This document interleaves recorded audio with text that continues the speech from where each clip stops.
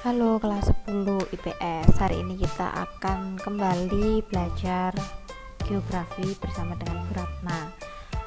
Hari ini kita akan kita akan melanjutkan materi tentang pengetahuan dasar geografi, yaitu tentang 10 konsep esensial geografi. Ada banyak ya, ada 10 ya hari ini. Oke, kita mulai aja. Yang pertama adalah konsep lokasi. Konsep lokasi itu seperti apa? Konsep lokasi ini akan dibagi menjadi dua. Ada konsep lokasi absolut dan lokasi relatif. Bedanya apa? Kalau lokasi absolut, kalau lokasi absolut dia berarti lokasinya sudah pasti. Biasanya berdasarkan letak astronomi seperti garis lintah dan garis bujur atau titik koordinat suatu wilayah tertentu. Tuh. Jadi kalau absolut itu lebih pada sifatnya itu mutlak gitu. Kalau lokasi relatif ya kan, nah dia didasarkan pada letak yang ada di permukaan bumi gitu. Dia juga bisa berubah. Contohnya wilayah Indonesia ini diapit 2 samudra dan 2 benua. Namanya apa? Samudra Hindia dan Samudra Pasifik. Benuanya benua Asia dan Australia. Kira-kira suatu saat bisa nggak namanya berubah, si Asia ini menjadi misalnya benua New Asia misal seperti itu? Bisa jadi, kan itu hanya penamaan ya. Jadi itu yang disebut dengan lokasi relatif. Kalau relatif itu bisa berubah ya kan, tapi kalau absolut ini lokasinya sudah pasti gitu. Lalu yang kedua ada konsep jarak. Jarak itu juga dibagi menjadi dua, yaitu jarak absolut dan jarak relatif. Konsepnya hampir sama seperti yang pertama tadi. Kalau jarak absolut itu berarti sudah pasti, ukuran satuannya dalam bentuk ukuran kilometer seperti itu. Tapi kalau misalnya relatif dikaitkan dengan faktor tertentu, misalnya kalau bisa kita lihat di peta di samping ini ya, kita dari sekolah SMA Citra Berkat kita mau ke PTC misalnya.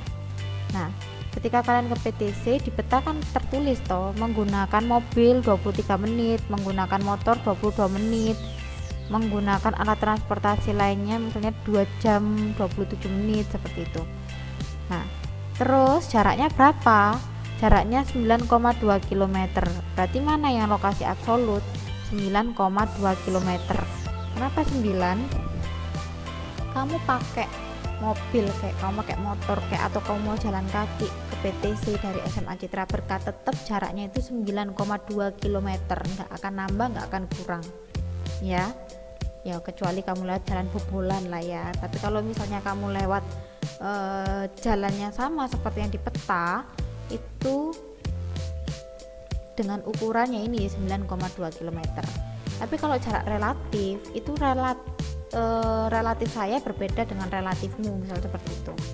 Kalau saya pakai mobil gitu, nah ketika saya pakai mobil dia membutuhkan waktu berapa menit? 23 menit untuk mencapai jarak tempuh 9,2 km itu. Tapi kalau misalnya saya pakai motor itu jauh berkurang 1 menit, hanya 22 menit dengan jarak 9,2 km tersebut gitu ya. Atau kalian mau jalan kaki, bisa kalian jalan kaki dari SMA Citra Berkat sampai PTC. Berapa kira-kira? Nah ini diperkirakan 1 jam sekian gitu ya. Nah tuh, jadi kalau waktu itu berarti relatif ya. Kalau absolut berarti sudah pasti diukur dengan satuan ukuran tertentu. Iya. Konsep keterjangkauan. Ya, kalau kita bilang daerah tersebut terjangkau enggak, bisa dijangkau atau enggak, ya kan? Kita bisa lihat dari mudah diaksesnya atau tidak suatu daerah. Nah, kalau misalnya tempatnya jauh tapi jalannya sudah bagus sekali, nah biasa kita bilang mudah dijangkau kok, terjangkau tempatnya, bisa dijangkau, bisa diakses tuh, mudah diakses. Tapi kalau misalnya tempatnya jalannya rusak ya kan, jalannya seperti gambar di samping ini, terus transportasi umum mungkin juga nggak ada ya kan, tapi wilayahnya sebenarnya nggak terlalu jauh, deket. Nah, kira-kira mudah dijangkau nggak tempatnya? Susah dijangkau. Kalau misalnya kita mau berwisata pun, kita mungkin akan cari tempat yang mudah dijangkau, tempat yang mungkin jalannya sudah bagus ya kan, sudah enak lah gitu. Tapi kalau tempatnya kayak gini, udah mobil kita rusak, nyampe di tempat kita harus nyuci mobilnya ya kan. Nah itu ya, jadi kalau wilayahnya seperti ini itu berarti tidak mudah diakses atau masuk dalam konsep keterjangkauan tuh. Lalu konsep pola. Konsep pola ini berkaitan dengan susunannya atau bentuknya seperti apa, menyebar atau mengelompok, atau dia mengikuti jaringan jalan, atau dia mengikuti garis pantai. Nah, contohnya kalau pada gambar pemukiman di samping. Nah, menurut kalian pemukiman di samping ini mengelompok atau menyebar? Yang ini. Ya, kalau yang ini berarti mengelompok ya, kalau kita lihat di daerah pegunungan ini. Kenapa? Karena mungkin di lokasi ini ada sumber daya tertentu sehingga mereka membangun pemukiman berada di lokasi tersebut. Misalnya di sini kayak akan sumber air seperti itu, atau wilayah ini punya morfologi yang datar sehingga untuk membangun rumah itu jauh lebih mudah dibandingkan mereka harus membangun rumah di daerah yang curam. Tuh. Itu konsep pola ya. Nah, lalu konsep morfologi, apa sih bedanya sama yang tadi? Kalau tadi itu bentuk pemukimannya seperti apa, kalau ini morfologinya seperti apa? Morfologi itu bentuk muka buminya seperti apa? Ada yang daerahnya datar, ada yang daerahnya curam, miring ya kan. Nah, kalau dari gambar ini kita bisa lihat daerahnya lebih miring ya, atau lebih curam. Nah, kalau daerahnya curam seperti ini, lahannya biasanya rawan terhadap misalnya erosi. Karena apa? Tanahnya tipis dibandingkan dengan daerah yang landai dan lain sebagainya. Nah, itu termasuk konsep morfologi. Jadi kalau kita jelasin tentang bentuk muka buminya seperti apa, berarti dia termasuk dalam konsep morfologi. Nah, ini konsep aglomerasi. Aglomerasi itu pengelompokan ya. Misalnya ada pengelompokan industri, lalu pengelompokan kawasan perumahan elit, pengelompokan misalnya daerah kumuh dan lain sebagainya. Nah, itu konsep aglomerasi. Kalau di konsep aglomerasi ini contohnya adalah misalnya ini yang saya contohkan ini, daerah industri ya.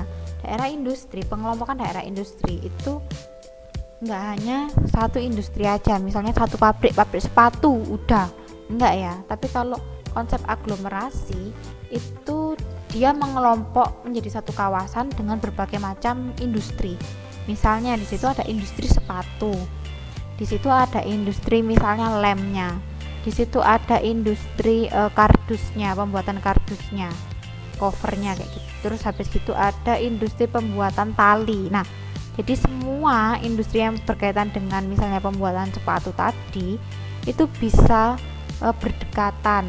Nah, gunanya apa sih mereka membangun suatu daerah industri ini? Supaya menghemat ongkos atau biaya kirim bahan baku ke pabrik tersebut. Nah, biasanya nggak cuma ini aja, kadang juga ada rumah sakitnya di sini, kadang juga ada misalnya tempat olahraganya seperti itu ya. Sama dengan daerah elit, kawasan elit, contohnya aja misalnya Citraland gitu ya. Nah, Citraland ini kan nggak cuma perumahan aja ya, kalau kita lihat dia juga ada sekolah, ada kampus di dalam perumahannya itu, ada yang mau dibangun ini, ada mall, ada Ciputra Waterpark juga, ada apa lagi, ada dealer, banyaklah, ada pasar dan lain sebagainya. Itu juga bisa dikelompokkan sebagai aglomerasi, pengelompokan kawasan hunian gitu ya. Kalau pabrik tadi contohnya apa? Contohnya adalah kawasan industri rumput. Nah, rumput itu juga termasuk kawasan industri. Tuh ya.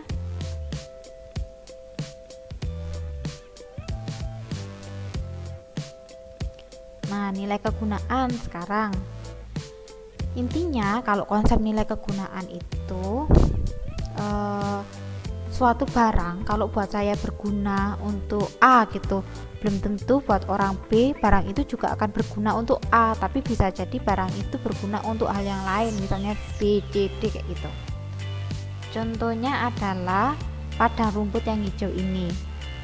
Kalau bagi peternak sapi ya kan,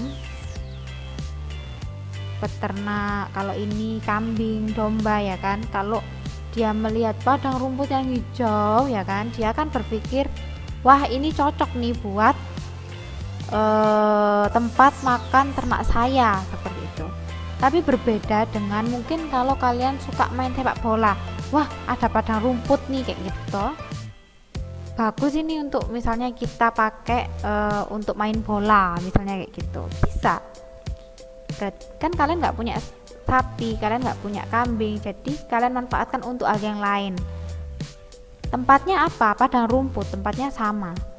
Atau yang nggak suka main bola, yang nggak punya kambing, tapi dia misalnya suka foto-foto, nah bisa kan dijadikan tempat foto misalnya. Nah, jadi satu benda atau satu tempat itu punya kegunaan yang berbeda-beda bagi masing-masing pribadi. Lalu ada konsep interaksi atau interdependensi namanya. Kalau namanya interaksi berarti harus ada hubungan antara dua wilayah ya. Namanya interaksi harus ada hubungan. Kalau nggak ada hubungannya namanya bukan interaksi. Oke. Minimal harus ada dua wilayah. Contohnya desa dengan kota. Desa punya apa nih? Oh, di desa ini punya sumber daya yang kaya, misalnya sumber daya perikanan ini ya kan. Kota punya apa? Kota ini punya penduduk yang besar yang siap menampung hasil sumber daya ikan yang dari desa. Tuh, dijual ke kota. Nah, kan saling melengkapi toh, desa punya sumber dayanya dijual ke kota, kota mau beli karena masyarakatnya banyak. Tuh, untuk makan dan lain sebagainya. Konsep interaksi ini berbeda dengan diferensiasi area ya. Kalau interaksi itu harus ada dua wilayah yang saling bergantung tadi, harus saling si A butuh si B butuh si A, seperti itu. Tapi kalau konsep diferensiasi area, dia hanya menjelaskan wilayah A nih kaya akan potensi apa, wilayah B nih kaya akan potensi apa, udah. Tapi dia nggak bilang ada kerjasama lah, ada saling tukar menukar barang lah atau apalah, pokoknya nggak ada kerjasama lah, intinya gitu. Itu konsep diferensiasi area ya. Misalnya biasanya kalau di soal itu ada gini, Batu penghasil buah apel dan sayuran, berbeda dengan Malang Selatan sebagai penghasil ikan-ikanan laut. Udah, mereka nggak ada lanjutannya, misalnya karena mereka saling membutuhkan, atau karena tidak ada potensi wilayah yang sama, mereka akhirnya saling tukar menukar barang seperti itu. Karena nggak ada itu, berarti dia ada di konsep diferensi area. Tapi kalau ini dilanjutin, dia termasuk dalam konsep interaksi. Nah, yang terakhir adalah konsep keterkaitan keuangan. Konsep keterkaitan keuangan ini mengacu pada lebih dari satu fenomena, ya kan, bisa 2, 3, 4, 5 seperti itu. Contohnya pada gambar yang sudah ibu berikan di samping ini. Nah, gambar tersebut kira-kira menjelaskan tentang apa? Oh, Dari gambar ini menjelaskan ternyata baru terjadi banjir bandang ya, banjir bandang sehingga kayu-kayu yang dari hulu itu dia terbawa hingga ke hilir. Nah, terus berarti di daerah hulu kira-kira terjadi apa? Kalau misalnya daerah hilirnya ini tadi ada banjir bandang, oh berarti di daerah hulu misalnya terjadi penebangan pohon secara liar, ya kan? Sudah nggak ada pepohonan sehingga air hujan yang jatuh itu nggak bisa meresap ke tanah, tapi dia menjadi sebuah banjir bandang itu tadi gitu. Jadi ada dua fenomena ya, satu banjir bandang, yang satunya lagi fenomena yang ada di daerah hulu. Hulu yaitu apa? Hujan lebat. Nah, sampai sini mungkin nanti ada yang ditanyakan, silakan nanti bisa line di Bu Ratna ya. Selanjutnya, selain 10 konsep geografi ini juga punya pendekatan. Nah, pendekatan geografi ini dibagi menjadi 3. Ada pendekatan keruangan, pendekatan ke lingkungan, sama pendekatan kewilayahan. Bedanya apa? Kalau pendekatan keruangan, dia hanya mengkaji suatu ruang saja. Contoh paling gampang, misalnya nih kita mau mengkaji ruang kelas ya. Nah, kalau dengan pendekatan keruangan, kita akan mengkaji di dalam ruang kelas ada apa aja sih? Ruang kelas ya. Berarti ada papan tulis nih, ada meja guru, meja siswa ada berapa ini? 1, 2, 3, 4, 5, 6, 7, 8, 9, 10, 11, 12, ada 12 meja siswa, 12 kursi siswa, ada penggaris 1, ada lemari 1, ada jam dinding 1, ada LCD 1. Nah, itu contohnya pendekatan keruangan. Jadi kita mengkaji di ruang tersebut itu ada apa aja. Sama kalau di dalam kehidupan nyata, misalnya kita mengkaji kota Surabaya, ya udah kita menyebutkan aja di kota Surabaya itu ada apa aja sih. Oh, kota Surabaya itu punya jumlah penduduk sekian, kepala pemerintahannya itu dipegang oleh misalnya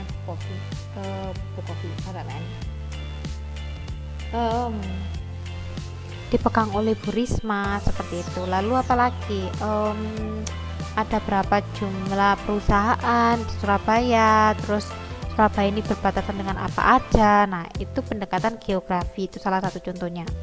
Jadi kalau kita ngomongin Surabaya ya udah Surabaya aja, kalau kita ngomongin tentang Gresik ya udah Gresik aja. Jangan sampai kita membahas kota Surabaya tapi kita mencampurkan misalnya keterkaitannya dengan wilayah yang lain, itu sudah salah, bukan pendekatan keruangan ya. Lalu pendekatan ekologi atau yang biasa kita sebut dengan pendekatan ke lingkungan tadi di awal. Pendekatan ini biasanya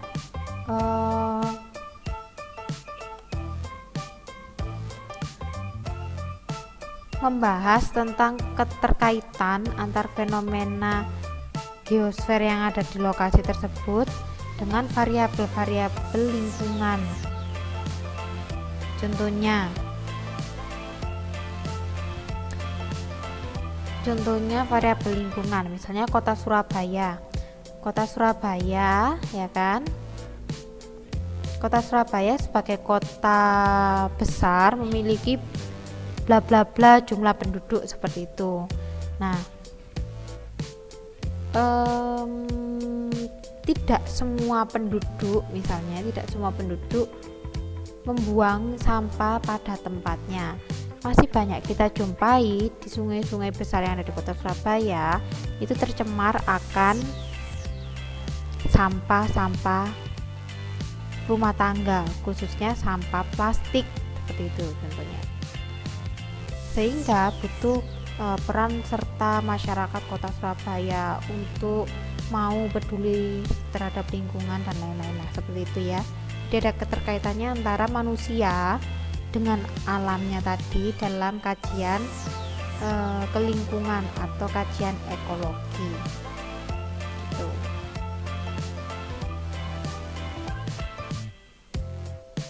Lalu yang terakhir ada pendekatan kompleks wilayah. Kalau pendekatan kompleks wilayah ini dia hampir sama, tapi dia menekankan lebih dari 2 wilayah. Kalau cuma satu wilayah berarti cuma dikaji dalam pendekatan keruangan ya. Tapi kalau misalnya lebih dari satu wilayah dan dia juga dipengaruhi misalnya ada keterkaitan manusianya, nah berarti dia adalah pendekatan kompleks wilayah. Tuh. Geografi itu juga materi yang kita bahas itu juga ada prinsip geografi gitu ya. Jadi nggak cuma 10 konsep geografi lalu pendekatan geografi, tapi juga yang terakhir ada prinsip geografi. Kalau prinsip geografi ini dibagi menjadi 4, ada persebaran, interrelasi, deskripsi, kronologi gitu ya. Kalau dilihat dari gambar ini ya kan, berarti kronologi itu mencakup ya persebaran, interaksi sama deskripsi. Nah, kita bahas satu-satu ya, mulai dari prinsip interrelasi dulu. Prinsip geografi yang pertama adalah prinsip interrelasi. Nah, prinsip interrelasi merupakan prinsip keterkaitan antar gejala ya. Contohnya, kalau di sini mencontohkan vegetasi pohon berdaun jarum ya kan. Contohnya pinus itu dapat tumbuh subur di daerah yang dingin, itu interrelasi. Atau bisa juga misalnya erosi banyak terjadi pada lahan yang terbuka tanpa penutup lahan karena lerengnya terjal, curah hujannya juga tinggi sehingga mudah sekali terjadi erosi. Itu prinsip ya, jadi ada keterkaitannya. Lalu ada prinsip deskripsi. Deskripsi itu merupakan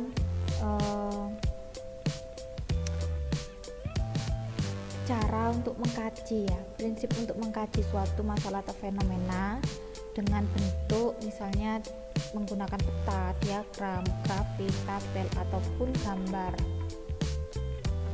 Nah, lalu yang ketiga ada prinsip persebaran. Kalau prinsip persebaran ini kita mengkaji suatu gejala ya kan, dengan persebaran tertentu, misalnya kayak banjir yang terjadi di kota Surabaya itu ada di mana aja, misalnya di Jalan HR Muhammad, di Jalan Maijen Sungkono, dan jalan misalnya di Kupang gitu. Jadi pada intinya kalau misalnya prinsip persebaran, dia itu tersebarnya di mana aja, sama dengan kayak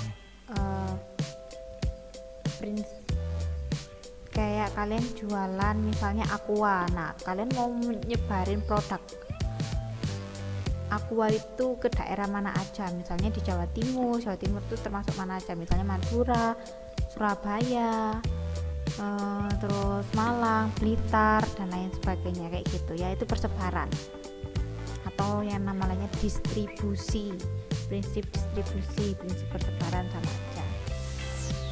Lalu yang terakhir adalah prinsip kronologi. Kalau prinsip kronologi itu meliputi ketiga-tiganya tadi, dari mulai prinsip persebaran ada, dalamnya prinsip deskripsinya juga ada, prinsip interrelasinya juga ada, itu menghasilkan prinsip kronologi. Oke, sampai di sini pertemuan kita. Ada permainan buat kalian, nanti bisa dicek di Instagram Bu Ratna setelah ini selesai ya kan. Setelah kalian menyaksikan video Bu Ratna ini, kalian bisa cek di Instagram Bu Ratna. Lalu nanti kalian jawab soal yang ada di story-nya Bu Ratna ya kan.